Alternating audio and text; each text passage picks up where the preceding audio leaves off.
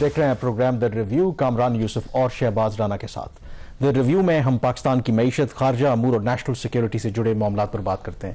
جیسا کہ ہم نے آپ سے وعدہ کیا تھا، الیکشن پاکستان میں ہونے والے ہیں 8 فروری کو، تو جو سیاسی جماعتیں ہیں ان کے جو منشور ہیں ان پر ہم ان ڈیٹیل بات کریں گے، خاص کر کے جو ہماری سیاسی جماعتیں ہیں ان کی معاشی پالیسی کیا ہے اور ان کی خارجہ پالیسی کی کیا ترجیحات ہیں.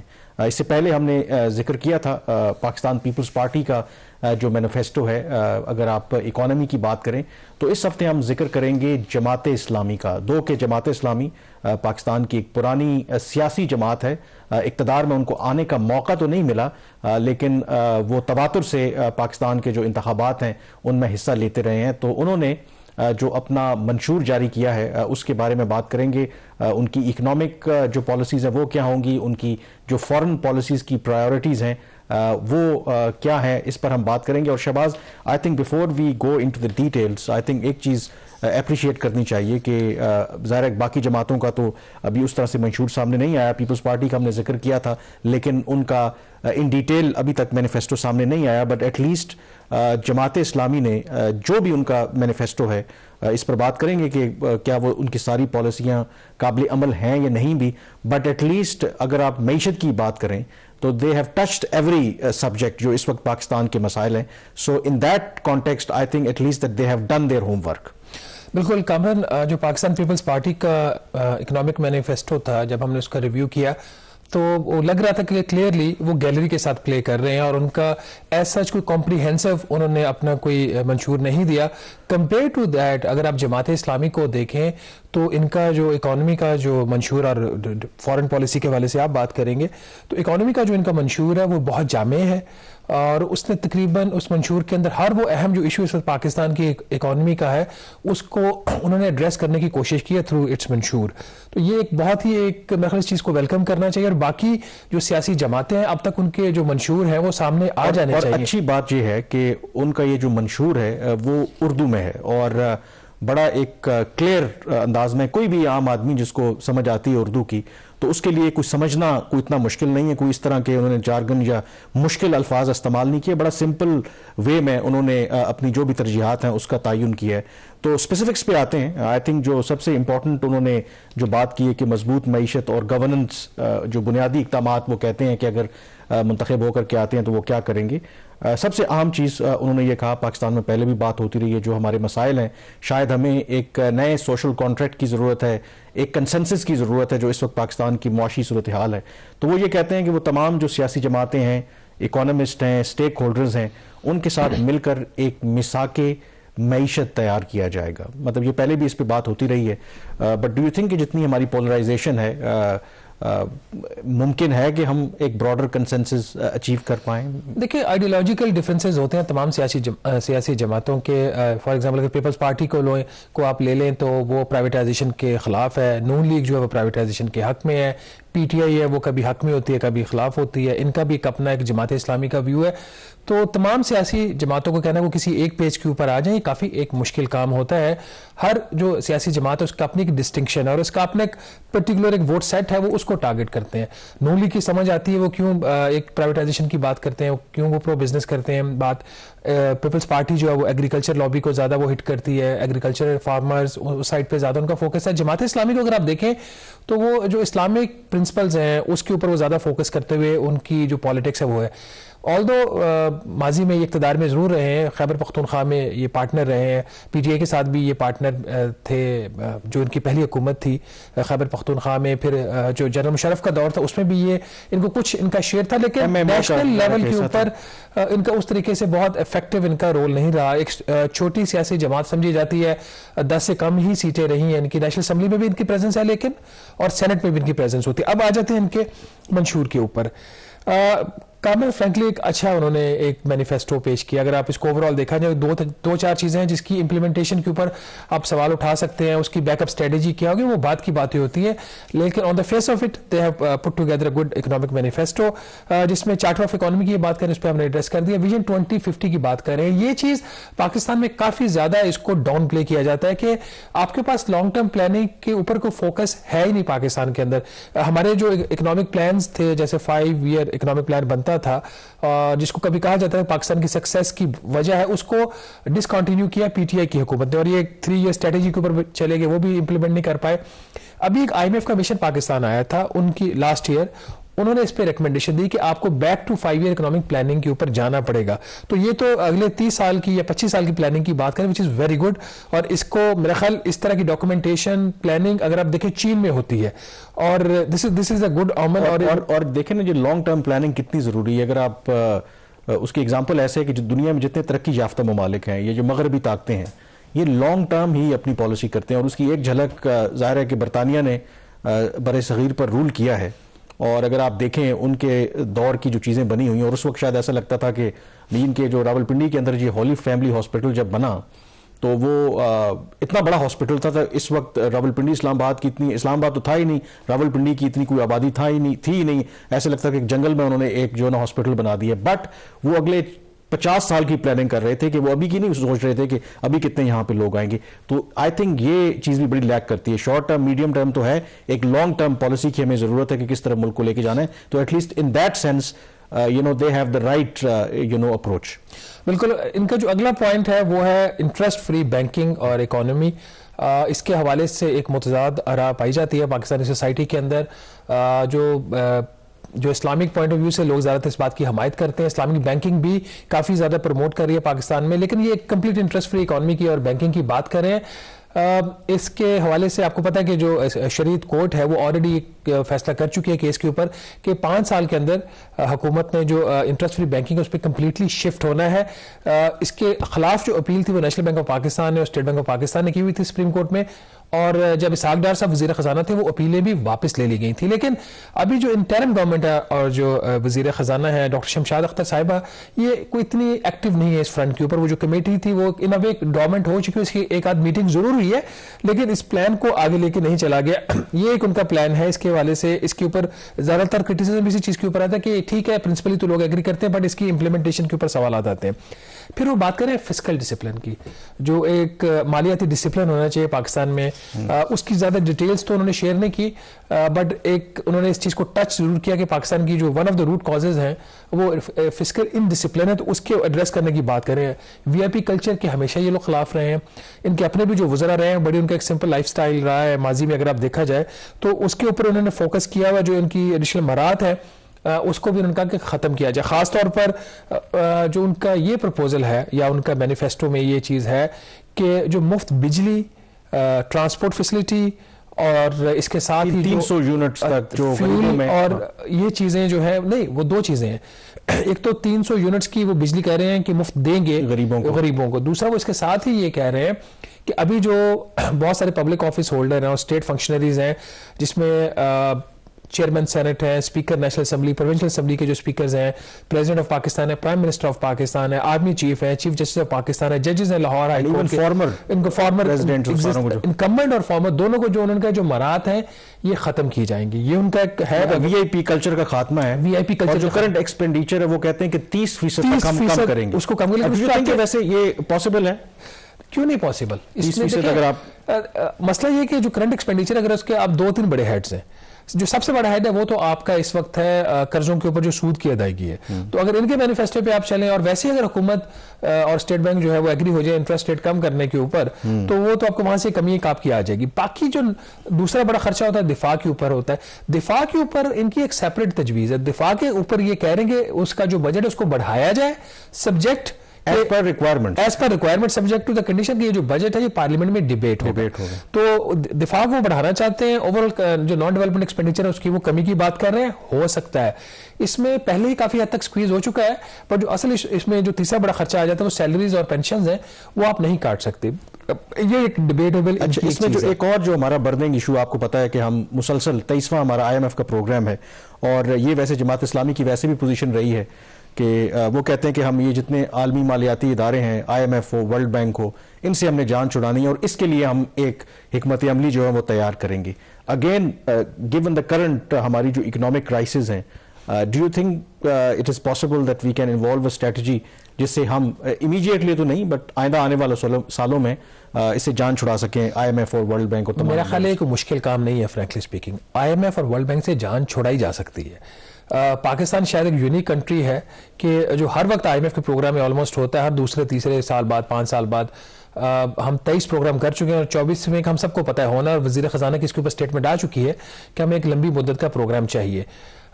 ایک پاکستان بزنس کاؤنسل کا بھی ان کے پروپوزلز آئے ہیں فار دا نیکسٹ گورنمنٹ، اس کو بھی ہم ڈسکس کریں گے. بٹ وہ بھی یہ بات کر رہے ہیں کہ IMF کا جو پروگرام ہے وہ آپ کا جو سرفس کے اوپر پرابلم ہوتا ہے اس کو ایڈریس کر ہوتا ہے. اگر آپ کی اکانومی اوور ہیٹ ہو رہی ہے اور آپ کی جو ریکوائرمنٹس ہیں فارن لونز کی وہ بڑھ رہی ہیں، آپ کی امپورٹس بڑھ رہی ہیں، تو جو IMF کا پروگرام ہوتا ہے وہ اسٹیبلائزیشن کی طرف لے جاتا ہے. وقتی طور پر وہ ہر چیز کو روک دیتا ہے، اس سے آپ کو لگتا ہے آپ کیا مسئلہ حل ہو گیا. مسئلہ حل اس سے نہیں ہوتا.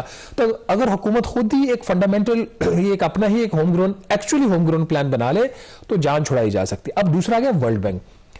ورلڈ بینک جو ہے اس وقت پاکستان کو قرضہ فراہم کرنے والا ایک سنگل لارجسٹ انٹرنیشنل کریڈیٹر ہے، مور دین اینی ادر کنٹری. اور ایون چائنا کو تو اب اس کے 3-4 حد اس میں وہ آ جاتی ہے نا کیٹیگری، جس میں ان کی ٹوٹل لینڈنگ کو $30 ارب کی ہو جاتی ہے. ورلڈ بینک جو اگر ملٹی لیٹرل کو دیکھا جو سب سے بڑا پاکستان کو قرضہ دینے والا، اب ورلڈ بینک کی اگر جو لینڈنگ ٹو پاکستان ہے اس کا اگر آپ ریویو کریں تو اس کی میجورٹی جو اس وقت لینڈنگ ہو رہی ہے وہ بجٹ سپورٹ کے لیے ہو رہی ہے، وچ از ناٹ گڈ. اس کے آپ ریلائنس بجٹ سپورٹ کی لینڈنگ کے اوپر کم کر سکتے ہیں. جہاں تک اس کی جو ڈیولپمنٹ پروجیکٹس کے لیے لینڈنگ ہوتی ہے وہ ایسا کوئی بری چیز نہیں ہے، وہ ہوتی بھی کنسیشنری ریٹ کے اوپر ہے اور آپ ایک اثاثہ بنا رہے ہوتے ہیں اور اثاثہ بنا کے اس سے جو آمدن ہوتی ہے وقت کیونکہ ہمارے پاس کم بھی ہے اس میں. اسی چیز کو اگر آگے چلیں، جو ہوم گرون اسٹریٹجی کی آپ نے بات کی، ایک حل آپ نے اگر ان اداروں سے جان چھڑانی ہے یا قرضوں کے بوجھ سے نکلنا ہے تو آپ کو فورن ریزرو چاہیے، آپ کو اپنی برآمدات بڑھانی ہوں گی. اس میں انہوں نے جو ایک پروپوزل یہ جو سجیسٹ کر رہے ہیں کہ یہ ہر جو اہم صنعت ہے اس کو پابند کریں گے کہ وہ 25% اپنا وہ ایکسپورٹ کریں، قانونی طور پر ان کو پابند کیا جائے گا. ہم پہلے بھی ڈسکس کرتے رہے کہ ہمارے یہاں ہمارے جو ایکسپورٹرز ہیں ایکسپورٹس کے نام پر اربوں روپے سبسڈی لیتے ہیں لیکن اس طرح سے جو آؤٹ پٹ ہے وہ نظر نہیں آتی. ڈو یو تھنک یہ آئی تھنک قابل عمل ہو سکتا ہے، بند کرنا چاہیے خاص کر کے انڈسٹری جو دو کیٹیگریز میں ڈیوائڈ کرنا چاہیے. ہر صنعت تو ایکسپورٹ نہیں کر سکتی، لیکن جو صنعتیں ایکسپورٹ کے اندر ہیں یا کچھ صنعتوں کا جو سبسڈی لیتی ہیں، جو سبسڈیز بھی لیتے ہیں ان کو آپ انکریج کر سکتے ہیں. اس کے کام میں 3-4 اور جو پوائنٹ میں کوئکلی اس کو رن کر لیتے ہیں. ایک تو ناظرین وہ یہ بات کر رہے ہیں کہ 10 کروڑ افراد سے وہ زکوٰۃ لیں گے جو 2.5% ایک جو اسلامک بھی ایک ریٹ ہے اس کے اوپر وہ 10 کروڑ افراد سے زکوٰۃ لے کے وہ جو زکوٰۃ ہے وہ 1 کروڑ جو پاکستانی ان میں ڈسٹریبیوٹ کریں گے اور سالانہ وہ ہر خاندان کو 1 کروڑ جو خاندان ہے ان کو سالانہ 2,50,000 روپیہ وہ ڈسٹریبیوٹ کریں گے. یہ ایکول ٹو بے نظیر انکم سپورٹ پروگرام اس سے بہت بہتر ہے. اگر یہ والی اگر ایک چیز اس طرح کی کر سکتے ہیں تو یہ it can help people a lot. دوسرا وہ توشہ خانہ کے جو تحائف ہیں، ایک بہت بڑا ایک سیاسی ایشو بھی بنا ہوا ہے پاکستان میں اس وقت. وہ کہہ رہے ہیں کہ توشہ خانہ میں جو تحائف آتے ہیں جو غیر ملکی پاکستانیوں کو وہ تحائف دیتے ہیں وہ نیلام ہوں گے، کسی پبلک آفس ہولڈر کو، سول سرونٹ کو وہ تحفہ نہیں ملے گا. سب سے اہم اسٹیٹ بینک آف پاکستان کے جو اس کا جو قانون ہے اس میں ترمیم کی بات کی ہے جماعت اسلامی نے کہ قانون میں ترمیم کر کے governor state Bank of Pakistan کو اکاؤنٹیبل بنایا جائے گا حکومت کے سامنے اور پارلیمنٹ کے سامنے. یہ بہت اہم تجویز اور اس پہ عمل ہونا چاہیے. ٹیکس بیس میں اضافے کی بات کی، یہاں پہ 2 پریکٹیکل باتیں وہ کر رہے ہیں کہ جو GST کا ریٹ ہے اس وقت 18% ہے، اس کو کم کر کے 5% کیا جائے گا اور جو اوورآل جو ٹیکسوں کی شرح ہے شرح کو کم کیا جائے گا، لیکن جو ٹیکس انکم ٹیکس کی بیس ہے اس کو بڑھایا جائے گا اور جو قرضوں کی ری پروفائلنگ ہے اس کی بھی انہوں نے بات کی اور خاص طور پر ان کا یہ کہنا کہ اگر یہ ڈیٹ ریسٹرکچرنگ آپ کی ہو جاتی ہے it will be helpful overall. اوورآل اگر آپ دیکھیں جو جماعت اسلامی کا منشور ہے اکانومی کی حد تک کافی حد تک بہتر ہے، باقی ابھی تو آئیں گے وہ دیکھیں گے، لیکن جو تمام امپورٹنٹ ایشوز ہیں اس کو یہ ایڈریس کر. اور اس پہ آئی تھنک امپورٹنٹ چیز جاتے ہوئے بریک پہ جانے سے پہلے یہ بھی ڈسکس کر لیں کہ جماعت اسلامی کی ویسے بھی ایک پالیسی رہی ہے پرائیویٹائزیشن کے یہ خلاف ہے. مثلا اپنے منشور میں انہوں نے یہ کہا ہے کہ پاکستان اسٹیل ملز ہو، ریلویز ہو، PIA ہو، اس طرح کے تمام جو حکومتی ملکیتی میں چلنے والے ادارے ہیں ان کی نشکاری کے بجائے ان کو منافع بخش ادارہ بنانے کے لیے ان کی وہ تنظیمیں نو کریں گے. اگین یہ ایک ڈیبیٹیبل پوائنٹ ہے کیونکہ دنیا اب یہ سمجھتی ہے کہ حکومتوں کا کام بزنس کرنا نہیں ہے. پھر ایک اور جو کنٹروورشل پوائنٹ ہے انہوں نے کہا ہے کہ جو مہنگے بجلی کے منصوبے پچھلی حکومتوں نے کیے ہیں اس پر نظر ثانی کریں گے. اگین چین جو ہے وہ میجر اس میں انویسٹر ہے، ماضی میں ہم نے کوشش کی اس میں ہمیں کامیابی نہیں ملی. بٹ اور بھی بہت سی چیزیں ہیں لیکن یہاں پہ بریک لیں گے اور بریک کے بعد جو جماعت اسلامی کی فورن پالیسی، ڈیفنس پالیسی اور نیشنل سیکیورٹی پالیسی کیا ہے، بریک کے بعد اس پہ بات کریں گے.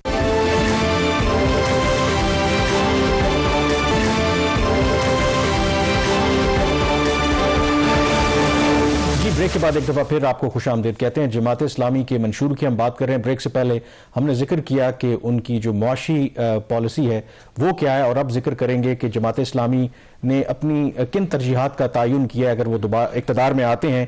ان کی نیشنل سیکیورٹی پالیسی کیا ہوگی, ڈیفنس اور فارن پالیسی کیا ہوگی. اور شہباز اس کے اندر بھی آئی تھنک جو پہلے پارٹ سے, اگر آپ آگے ایک جو چیز انہوں نے پہلے بھی ذکر کیا تھا جو ظاہر فارن پالیسی سے بھی لنکڈ ہے, مثلا انہوں نے یہ بھی کہا کہ جو ہمارے ڈپلومیٹس ہیں یا امبیسڈرز کی جو پروموشن ہے that should be linked with export, کہ جو بھی جہاں پہ ہمارا مشن ہے وہاں پر ان کو ٹارگٹس دیے جائیں, اور اگر جو سفارتخانہ یا جو امبیسڈر جتنی وہاں پر انویسٹمنٹ یا برآمدات میں اضافہ کرتا ہے تو اس کے حساب سے ان کو پروموٹ کیا جائے, which I believe is a very good. It's an excellent proposal. میں ابھی کچھ عرصہ پہلے, کوئی میرے خیال 1 یا 2 ماہ پہلے, میں نے وزارت خارجہ کی کامران ایک پریزنٹیشن دیکھی جو انہوں نے اسپیشل انویسٹمنٹ فیسیلیٹیشن کونسل کو دی تھی, اور فرینکلی میں بڑا ڈس اپوائنٹ ہوا ان کی پریزنٹیشن دیکھی. اس میں ان کے جو آؤٹ کمز تھے اور ان کی جو اچیومنٹس تھیں اس میں لکھا ہوا تھا کہ کس امبیسڈر نے یا اوور آل کس ملک میں کتنی میٹنگز کروائی گئی. تو اگر اجلاسوں کا کرنا, میٹنگز کا کرنا ہی کرائیٹیریا, پھر تو اس ملک کا اللہ ہی حافظ ہے. یہی وجہ ہے کہ ہماری ایکسپورٹس نہیں بڑھی. تو it's a very good suggestion. اس میں جو بھی حکومت اقتدار میں آتی ہے اس چیز کو دیکھا. اس کے ساتھ دوسری چیز بھی انہوں نے ایک لنک کی جو آپ سے ریلیٹڈ ہے کہ جو فارن امبیسڈرز اپوائنٹ ہو گئے اس کی جو اپروول ہے وہ بھی پارلیمنٹ دے گی. اور میرے یو ایس میں شاید ایسا ہوتا ہے. وہاں یو ایس میں تو آف کورس آپ کو پتا ہے کہ ان کی جو سینٹ ہے وہ اپروول دیتی ہے, باقاعدہ طور پر اس کی ہیئرنگ ہوتی ہے, تو وچ از اے گڈ تھنگ کہ اگر پاکستان کے اندر بھی اس طرح کا سسٹم آئے. اب اگین فارن پالیسی اور اکانومی دونوں سے اس کا لنک ہے. انہوں نے کہا ہے کہ جو Iran Pakistan gas pipeline ہے, آپ کو پتا ہے کہ 2014 میں اس کو کمپلیٹ ہونا تھا, because of fear of sanctions ہم نے امریکہ کی وجہ سے وہ نہیں کیا. ایران نے آن دیئر سائڈ وہ کہتے ہیں کہ ہم نے اپنا کام کر لیا ہے. تو اس مینیفیسٹو میں انہوں نے کہا ہے کہ ہم جو پاکستان کے حصے کا کام ہے اس کو کمپلیٹ کریں گے, وچ آئی بلیو کہ میری بھی جو اس معاملے پہ اور لوگوں سے بات ہوئی کہ ٹھیک ہے ابھی سینکشن کا خطرہ ہے, بٹ ہمیں یہ تو نہیں روکا کہ ہم اپنے ایریا میں ایک پائپ لائن بچھانی ہے نا, وہ کام تو ہم کمپلیٹ کر سکتے ہیں, اور وہ ہم نے نہیں کیا. اور جب بھی کوئی ونڈو ملے ہمیں کہ سینکشنز اگر لفٹ ہوتی ہیں تو ہم, کیونکہ ہمیں انرجی چاہیے, تو وہ I think this is also some thing that بڑا ہی ان کا ایک پریگمیٹک اپروچ ہے. اور اس کے ساتھ ہی چین کے ساتھ بھی جو تعلقات ہیں اس کی بھی حمایت کر رہے ہیں. اس کے حوالے سے اگر دیکھیں جو ان کے فارن پالیسی کے جو پرپوزلز ہیں وہ کہہ رہے ہیں کہ چین کے ساتھ تعلقات میں بہتری اور چائنا پاکستان اکنامک کوریڈور جو ہے اس کے اوپر جو کام کو آگے بڑھانا. اگین اٹس اے ویری آپ اس کو انکریجنگ ان کی طرف سے کہہ سکتے ہیں, کسی چیز کو وہ for the sake of opposition oppose نہیں کر رہے, and giving rational for all these recommendation. Same time انہوں نے, کیونکہ عام طور پر تاثر یہی لیا جاتا ہے کہ شاید جماعت اسلامی جو ہے وہ اینٹی ویسٹ ہے یا اینٹی یو ایس ہے. اب اپنے مینیفیسٹو میں انہوں نے یہ بھی کہا ہے کہ ہم امریکہ, یورپین یونین, روس اور باقی جو مغربی ممالک ہیں ان کے ساتھ بالکل تجارتی اور جو باقی تعلقات ہیں based on mutual interest and equality چاہتے ہیں. فیئر انف, یہ بھی ان کا ایک پوائنٹ آف ویو ہے. جہاں تک بات ہے بھارت کی, جماعت اسلامی آپ کو پتا ہے کہ کشمیر کے اوپر ہمیشہ سے ان کا سخت موقف رہا ہے, تو اس کے حوالے سے بھی انہوں نے یہ کہا ہے کہ ان کے ساتھ جو فرینڈلی ریلیشن شپ ہیں یا ٹریڈ ریلیشن شپ ہیں یا پیپل ٹو پیپل کانٹیکٹ ہیں, that is incumbent upon the resolution of Kashmir, اور ایٹ لیسٹ جو 5 اگست 2019 کا جو بھارت کا اقدام ہے اس کو جب تک واپس نہیں لیا جاتا. تو اس حوالے سے I think they have taken a hard line stance which is consistent with their policy. consistent, اور ابھی پاکستان کی بھی خیر وہی پالیسی ہے. پھر انہوں نے ایک اور بات کی ہے کہ کشمیر کے حوالے سے وہ ایک کنسنسس پالیسی جو ہے, جامع policy, by taking into confidence Pakistan کے جتنے اسٹیک ہولڈرز ہیں, سیاسی جماعتیں ہیں, فارن پالیسی ایکسپرٹس ہیں, پارلیمنٹ سے اس کی منظوری کروائی جائے گی. اور پھر کسی بھی حکومت کو یہ رائٹ نہیں ہوگا کہ وہ یونیلیٹرلی جو پالیسی ہے کشمیر کے حوالے سے وہ تبدیل کرے. تو وہ ان کی ایک کنسسٹنٹ پالیسی ہے. اس میں وزیر مملکت کی بھی اپوائنٹمنٹ کی بات برائے کشمیر کہہ رہے ہیں, لیکن اس پہ پہلے ہمارا ایک وزیر ہوتا ہے وفاقی وزیر جو آپ کے کشمیر افیئرز اور اس میں خاص طور پر یہ جو اسپیشل ایریاز ہیں اس کے لیے ایک وزارت بھی ہے اور اس کے ایک وزیر بھی ہوتے ہیں. تو یہ ایک ان کا لگتا ہے رن آف دا مل ان کی ایک ریکمنڈیشن تھی. بٹ اوور آل اس میں اگر ایک جو ڈیولپمنٹ ہو سکتی ہے کامران, وہ جو کشمیر پیلسٹائن والا جو ایشو ہے, یہ تھوڑا سا اگر آپ آج کل جو پاکستان کی ریاستی پالیسی دیکھیں اس میں اگر جو غازہ وار ہے اس سے پہلے دیکھیں تو وہ سچویشن اور تھی. لیکن اس بالکل اس میں تھوڑا سا مجھے ان کی جو پالیسی ہے وہ کنٹرڈکٹ کر رہی ہے جو ہماری ریاست کی پالیسی ہے. مثلا انہوں نے یہ کہا ہے کہ یہاں پر وہ بات کر رہے ہیں کہ قبلہ اول بیت المقدس اور فلسطین کی تحریک آزادی کی بھرپور سیاسی، سفارتی اور اخلاقی حمایت کی جائے گی اور کسی قربانی سے دریغ نہیں کیا جائے گا. فلسطین کی مقدس سرزمین فلسطینیوں کی ہے، اس پر ناجائز اسرائیلی ریاست کو تسلیم نہیں کیا جائے گا اور نہ ہی سرزمین فلسطین پر 2 ریاستی حل قبول کیا جائے گا. اب یہ جو ان کی پالیسی ہے اپنے اس مینیفیسٹو میں انہوں نے یہ جو کہا ہے، اور آگے میں دوسرا بھی حصہ اس کا ذکر کروں گا، شاید خود بھی اپنے آپ کو کنٹرڈکٹ کر رہے ہیں. میں یہ چیز کہہ رہا ہوں کہ یہ جو ہماری اس وقت پالیسی اینڈ بیسڈ آن جو UN کی ریزولوشن ہے اور جو OIC میں کنسنسس ہے کہ ہماری پالیسی وہی ہے کہ جو فلسطین 2 اسٹیٹ سولوشن کی وائبل ریاست کی بات کرتے ہیں، اور اس میں پری 1967 بارڈر اور جو یہ قبلہ اول یا بیت المقدس جو ہے capital of the future Palestinian state, تو اس پہ ہماری تو وہ 2 اسٹیٹ سولوشن کی ہم بات کرتے ہیں. یہاں پر جماعت اسلامی کہتی ہے کہ ہم اس کو تسلیم ہی نہیں کرتے. مثلا ایران کی جیسے ایک پوزیشن ہے وہ بالکل ان کو تسلیم ہی نہیں کرتے، لیکن انٹرسٹنگلی وہ اگلے پوائنٹ میں شاید اپنے ہی پوائنٹ کو کنٹرڈکٹ کر رہے ہیں کہ قبلہ اول بیت المقدس اور ارض فلسطین کی آزادی تک اسرائیل سے سفارتی تعلقات قائم نہیں کیے جائیں گے. مطلب وہ اب ایک طرف تو وہ کہہ رہے ہیں کہ ہم 2 اسٹیٹ سولوشن کو تو مانتے ہی نہیں ہیں، but at the same time پھر آگے یہ بھی کہہ رہے ہیں کہ اسرائیل کے ساتھ ہم اس صورت میں تعلقات اسٹیبلش کریں گے جب فلسطین کو آزادی مل جائے گی، جب ان کو یہ سارا ہوتا ہے. یہ لگتا ہے کہ وہ تھوڑا سا جو ریاستی پالیسی اس کو بھی انہوں نے ایک سائڈ پہ کور کر دیا، دوسری سائڈ پہ اپنا جو ٹریڈیشنل ویو ہے وہ بھی دے دیا، بٹ ایک کلیئر اس میں ایک کانٹراڈکشن نظر آ رہی ہے. اوور آل بھی مسلم امہ کے ساتھ جو تعلقات ہیں جس کی وہ ہمیشہ سے بات کرتے ہیں اس کو بھی انہوں نے دوبارہ وہ ایڈوکیٹ کر رہے ہیں.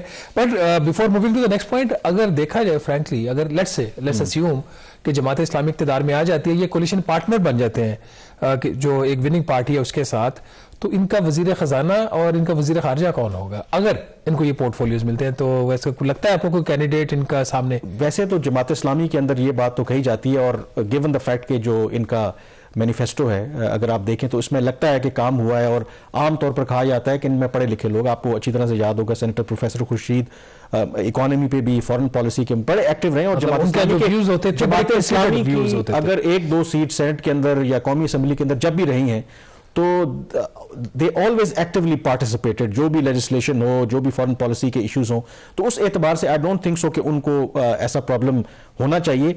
یہاں پہ بریک لیتے ہیں، لیکن بریک پہ جانے سے پہلے 2-3 اور چیزیں بھی، مثلا دفاع کے حوالے سے اگین جو جماعت اسلامی، بریک کے بعد اس کو ڈسکس کر لیتے ہیں کیونکہ یہ جو ابھی ان کا جو جماعت اسلامی کا منشور اتنا کمپریہنسو ہے، میں تھوڑا سا اس کو اور ٹائم دے دیتے ہیں. چلیں بریک کے بعد یہاں پہ بریک لیتے ہیں، اور بریک کے بعد تھوڑا سا جو جماعت اسلامی کی نیشنل سیکیورٹی کی کیا ترجیحات ہوں گی اور دفاع کے حوالے سے ان کی کیا اپروچ ہے، بریک کے بعد اس پہ بات کریں گے.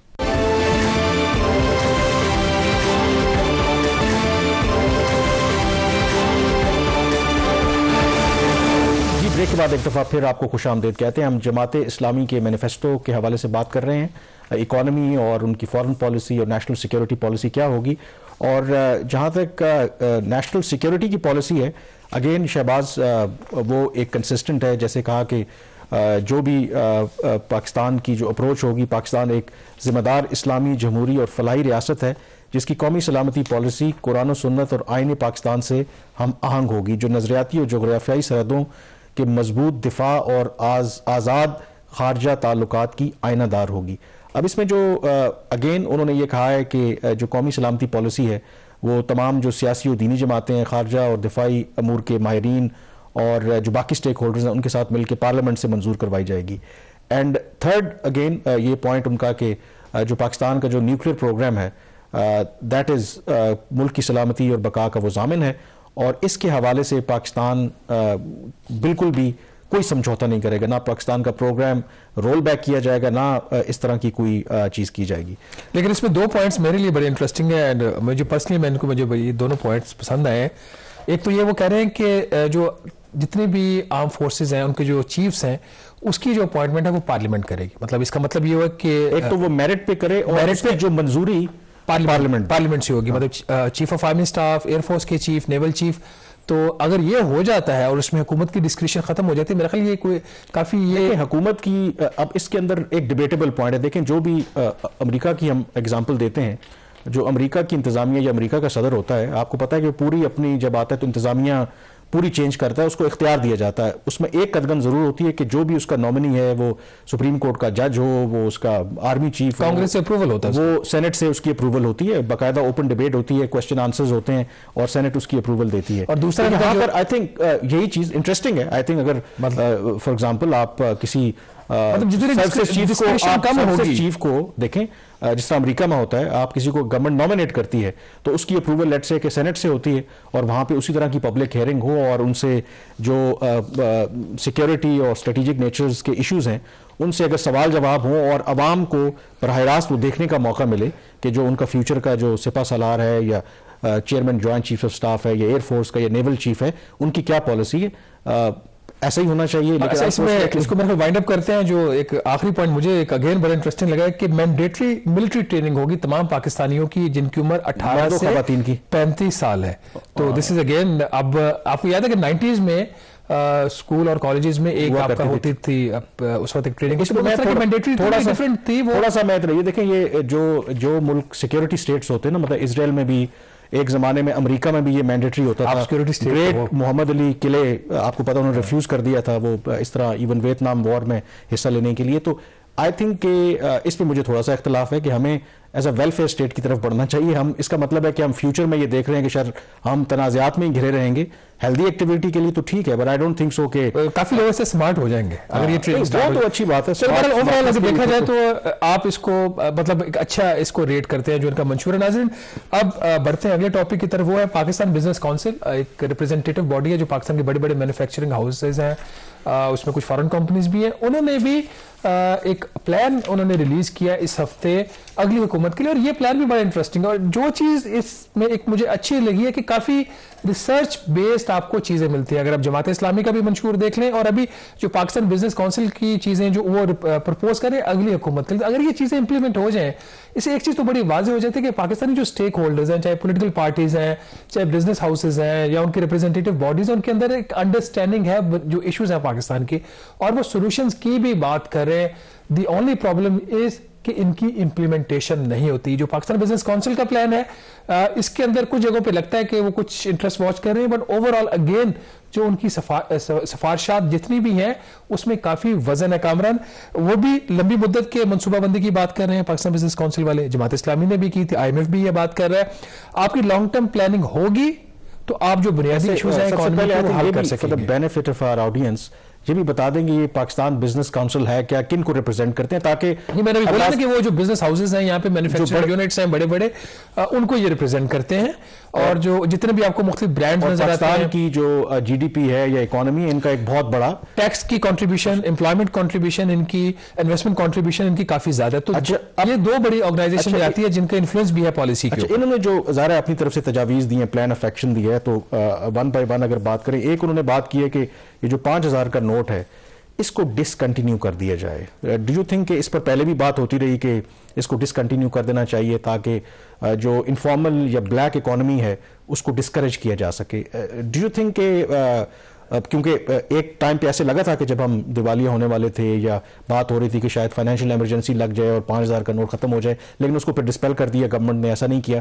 بٹ ڈو یو تھنک کہ یہ this is something that we should seriously consider, یا گورنمنٹ جو آتی ہے یہ کس کانٹیکس میں بات کریں؟ پہلے تو یہ بات, یہ جو پاکستان بزنس کونسل کی ریکمنڈیشن ہے وہ اس حوالے سے ہے کہ جو انڈاکومنٹڈ اکانومی ہے پاکستان کی, اس کا سائز بہت بڑا ہے, اور وہ یہ کہہ رہے ہیں کہ اس 80% جو آپ کی آبادی ہے وہ ان بینکڈ ہے, اس کا بینکنگ سے لینا دینا ہی نہیں ہے. اور تیسری بات یہ ہے کہ جو کرنسی سرکولیشن ہے, جتنے بھی note State Bank of Pakistan print کرتا ہے اس کا 1/3 تو ہے وہ مارکیٹ میں ہر وقت گردش کر رہا ہے, وچ از کوائٹ ہائی ریشو. دنیا میں اتنی ہائی ریشو نہیں ہوتی. تو یہ انڈیکیٹ اس چیز کی طرف کر رہا ہے کہ انفارمل اکانومی کا سائز بہت بڑا ہے اور لوگ اکانومی سے باہر رہنا پسند کرتے ہیں تاکہ ان کو ٹیکسیشن اور باقی چیزوں سے وہ بچے رہیں. دو اس کے لیے ان کی سفارشات ہیں. پہلی وہ بنیادی بات یہ کر رہے ہیں کہ جو 5000 روپے کا کرنسی نوٹ ہے اس کو وہ ختم کرنے کی بات کر رہے ہیں, اور اس کے ساتھ ہی دوسری ان کی ریکمنڈیشن یہ ہے کہ جو کیش ہے اس کس حد تک آپ استعمال کر سکتے ہیں. کیا ان لمیٹڈ کیش بائنگ آپ کر سکتے ہیں, یا کیش کا استعمال خاص حد تک رکھیں, اس کے بعد اگر اس سے اوپر پیمنٹ ہوگی تو آپ کے کسی ڈیبٹ یا کریڈٹ کارڈ سے ہوگی. It's again a recommendation which should be considered seriously. جب تک یہ نہیں ہوگا تو آپ کی جو ہے وہ اس میں جو پرابلم آئے گی. لیکن ناظرین فائنینشیل ایمرجنسی کبھی بات ہوتی ہے کبھی نہیں ہوتی, آج کل بھی شاید ہو رہی ہے یا نہیں ہو رہی ہمیں نہیں پتا, بٹ فائنینشیل وہ اس طرح کی جو چیزیں جب ملک کی اکانومی کے حالات خراب ہوتے ہیں تو اس قسم کی جو باتیں ہیں وہ سامنے آتی ہیں. اگر یہ والی ان کی سفارشات مان لی جائے, نوٹ ختم کر دیا جائے اور کیش کے استعمال پر کچھ قدغن لگا دی جائے تو آپ کی فارمل اکانومی کا سائز ہے وہ کافی بڑھ سکتا ہے. یہاں پہ چھوٹی سی بریک لیں گے, بریک کے بعد واپس آئیں گے تو پی بی سی کی جو باقی سفارشات اس پہ ڈسکشن جاری رکھیں گے. Stay with us.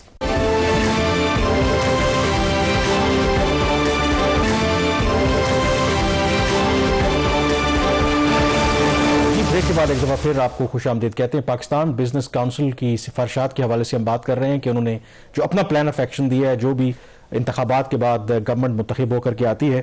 بریک سے پہلے تو ہم نے 5000 کے نوٹ کی بات کی کہ وہ اس کو ڈسکنٹینیو کرنے کی بات کر رہے ہیں. ایک ایشو جو جماعت اسلامی کے مینیفیسٹو میں بھی ہے, انرجی اور جو پاور سیکٹر ہے یہ ایک بلیک ہول ہے, ہمیں اچھی طرح سے پتہ ہے, اور کنسسٹنٹلی یہ بات سامنے آ رہی ہے کہ ہمیں ری نیگوشیٹ کرنے کی ضرورت ہے. جو آئی پی پیز, جو پاور پروجیکٹس ہم نے لگائے تھے خاص کر کے پی ایم ایل این کے دور میں, اور زیادہ تر وہ چائنیز منصوبے ہیں. تو اگین پاکستان بزنس کونسل بھی اس چیز کو ایڈوکیٹ کر رہی ہے. اب پرابلم یہ ہے کہ آپ ہمیں اچھی طرح سے پتہ ہے کہ جب یہ معاملہ اٹھا تھا تحریک انصاف کی گورنمنٹ نے کوشش کی تھی اس کو ری اوپن کرنے کی, بٹ بڑا اسٹرانگ رسپانس ہمیں ملا تھا چائنا کی طرف سے, وہ چیز نہیں ہو سکی. ڈو یو تھنک کہ ریئلسٹکلی اب جتنی آوازیں اٹھ رہی ہیں جو اس وقت ہمارے انرجی اور پاور سیکٹر کے حالات ہیں, we seriously need to build a case for renegotiations جو آئی پی پیز کی بات ہے. دیکھیں یہ جو انہوں نے کچھ نمبرز اپنی رپورٹ کے اندر شیئر کیے ہیں وہ تو بڑے انٹرسٹنگ ہے. اگر ان نمبرز پہ جایا جائے تو یہ ڈیلز بالکل ری اوپن ہونی چاہیے اور ری نیگوشیٹ ہونی چاہیے. یہ جو چائنا کی مدد سے ہم نے جو پاور پلانٹس لگائے ہیں اس کے لیے جو چائنیز بینکس نے قرضہ دیا ہے چائنیز انویسٹرز کو, جس سے انہوں نے پاکستان میں یہ پلانٹس لگائے ہیں, وہ 10 سال کے لیے قرضہ ہے. اور ان کی جو رپورٹ ہے اس کے مطابق جو سالانہ ہے اس کے اوپر ادائیگی ہو رہی ہے اس قرضے کے اوپر 10% کے شرح سود کے اوپر کوئی 2.4 ارب ڈالر پر اینم ہم چائنا کو صرف قرضوں کے اوپر سود دے رہے ہیں ان پاور پلانٹس کے لیے. ٹھیک ہے, اس کا امپیکٹ کیا ہے؟ اس کا امپیکٹ یہ ہے کہ جو کاسٹ ہے الیکٹریسٹی ٹیرف اور اس میں پھر آئیڈل کیپیسٹی پیمنٹس بھی آ جاتی ہیں, وہ کوئی 16 روپے فی یونٹ ہے اس وقت جو ہم 42 روپے دے رہے ہیں. وہ کہہ رہے ہیں کہ اگر یہ آپ ریسٹرکچرنگ کر دیتے ہیں اور اس کو جو 10 سال میں ہم نے واپس کرنا ہے اس کو آپ لے جائیں 30 سال کے اوپر, تو ابھی جو سالانہ آپ 2.4 ارب ڈالر دیتے ہو یہ کم ہو کے ہو جائے گا صرف 70 کروڑ ڈالر, اور جو سود بنے گا پر اینم کو 2% بنے گا, 10% کی بجائے وہ اسپریڈ آؤٹ ہو جاتا ہے. اس کا فائدہ کیا ہوتا ہے؟ پیمنٹ تو آپ نے واپس کرنی ہے ان کو, ہو سکتا تھوڑی سی زیادہ ہی چلی جائے لانگر ٹرم میں. فائدہ یہ ہوتا ہے کہ اس وقت جو کاسٹ آف الیکٹریسٹی ہے جو انہوں نے کہا جو اوور آل اس کا جو امپیکٹ آئے گا فی یونٹ 4 روپے آئے گا, وچ از کوائٹ ہائی. ایک سال میں اگر آپ دیکھیں نا ابھی اس کا اگر امپیکٹ نکالی تو اچھا خاصا بن جاتا ہے. تو یہ ایک پرپوزل حکومت کو ایک دفعہ پھر کنسیڈر کر لینا چاہیے. جو بھی اگلی پارٹ, پہلے جب ہم نے چین کے ساتھ بات کرنے کی کوشش کی چائنیز تیار نہیں ہے, مطلب ہم نے ہمارا پروپوزل کیا اس طرح کا پروپوزل تھا یا اس سے ملتا جلتا ہی تھا, اور مجھے لگتا ہے کہ اس میں کچھ انپوٹ ہے جو اس وقت کے S A P M on CPEC ہوتے تھے خالد منصور صاحب, اور اسی طرح کے پروپوزل کے اوپر میں نے ایک سٹوری بھی کی تھی اور میرے ساتھ خالد منصور صاحب سے ہی بات ہوئی تھی جب وہ پی ٹی آئی گورنمنٹ کا حصہ تھے. تو یہ ہونے میں اس میں حرج نہیں ہے, بٹ اس کے ساتھ ایک اور وہ بات کر رہے ہیں وہ ڈیٹ ری پروفائلنگ اوور آل جو پاکستان کے قرضے ہیں اس کی بھی وہ سپورٹ کر رہے ہیں, وچ از ویری امپورٹنٹ. مطلب حکومت بھی اس چیز کو ڈینائی کر رہی ہے, بینکس بھی اس چیز کو اپوز کر رہی ہیں.